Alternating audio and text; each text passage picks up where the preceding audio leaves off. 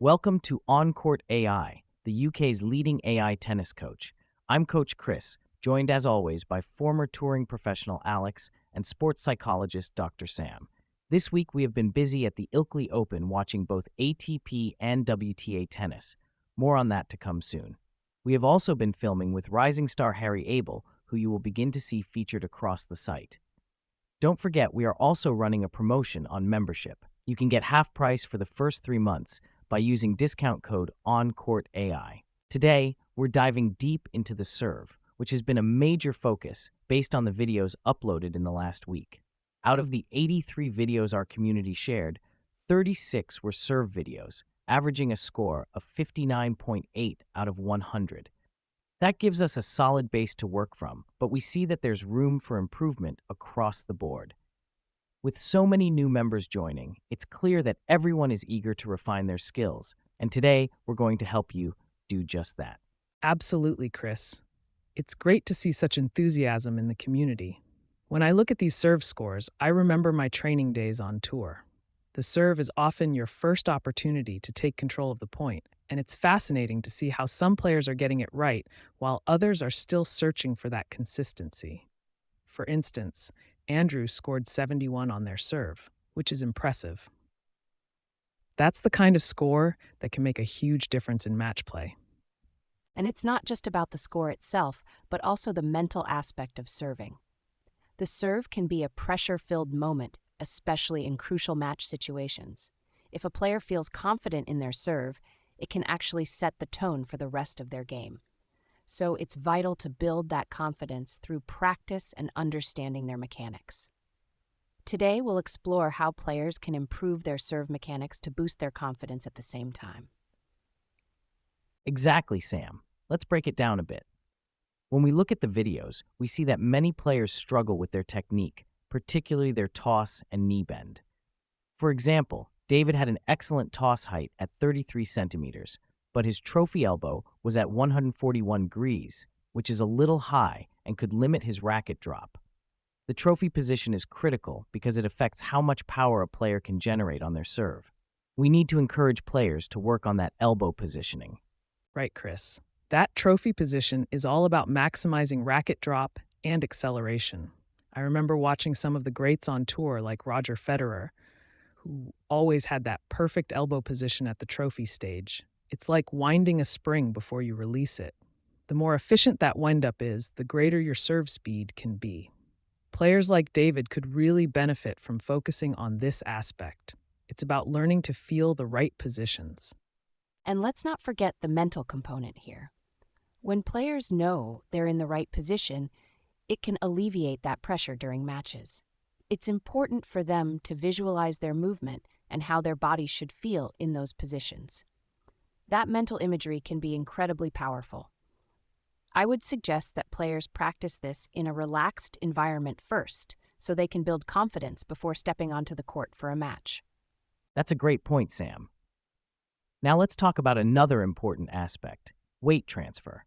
We saw players like Wang who drove 60 centimeters of hip forward movement into their forehand.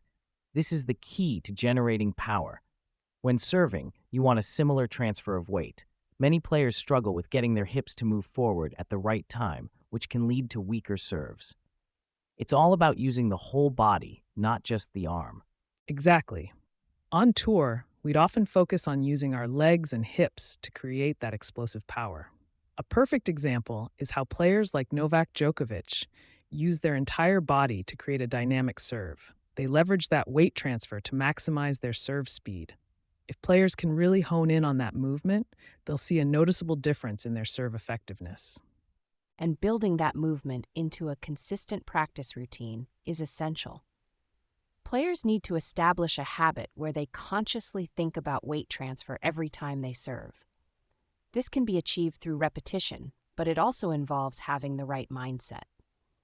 Encourage players to stay patient with themselves as they make these adjustments. It's all about gradual improvement and recognizing that every small change adds up. That's so true, Sam. Now let's pivot to our drill of the day, which is the racket drop exercise. This drill is perfect for focusing on the serve and addressing the common theme we've seen in our community videos. reaching higher at contact. The goal is to help players drop their racket to 15 to 25 centimeters above the wrist, which is key for enhancing power generation during the serve. I love this drill. It's such a fundamental aspect that can lead to better serve speed and control. When players practice dropping their racket in the right way, they're setting themselves up for success at contact. I remember working on similar exercises to improve my serve trajectory. It's all about that upward movement, reaching up and out with the racket. And psychologically, players can approach this drill with a mindset of exploration. They should focus on the feeling of the racket drop and how it translates into their serve. It's a great opportunity to build confidence in their technique.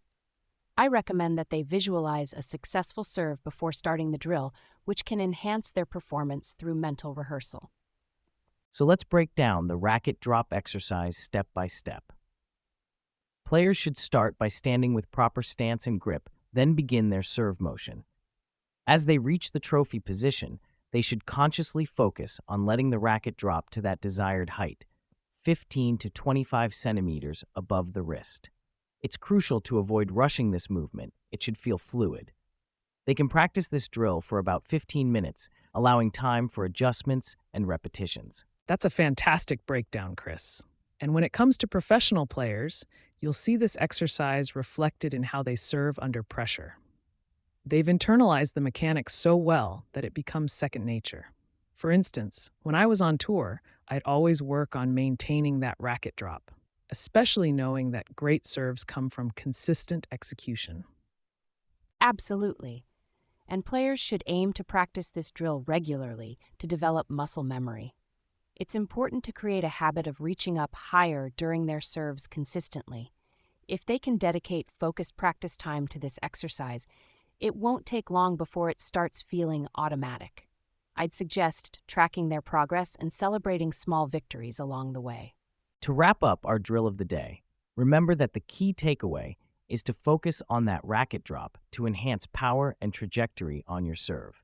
This exercise not only helps with mechanics, but also builds confidence as players see improvements in their serve performance. So get out there and practice. And as you practice, keep an eye on your scores and metrics. Use them as a guide to see how your technique evolves.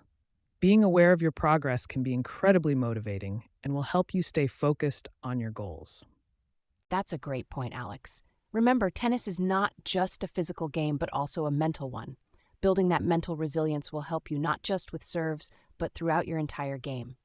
Embrace the challenges, focus on your improvement, and most importantly, enjoy the journey. That sounds like a perfect note to end on, Sam. Keep pushing yourselves, players, and remember that every bit of practice counts. Whether you're focusing on your serve mechanics or mental game, you're on the path to improvement. Until next time, take care and keep those serves flying. Ready to improve your game?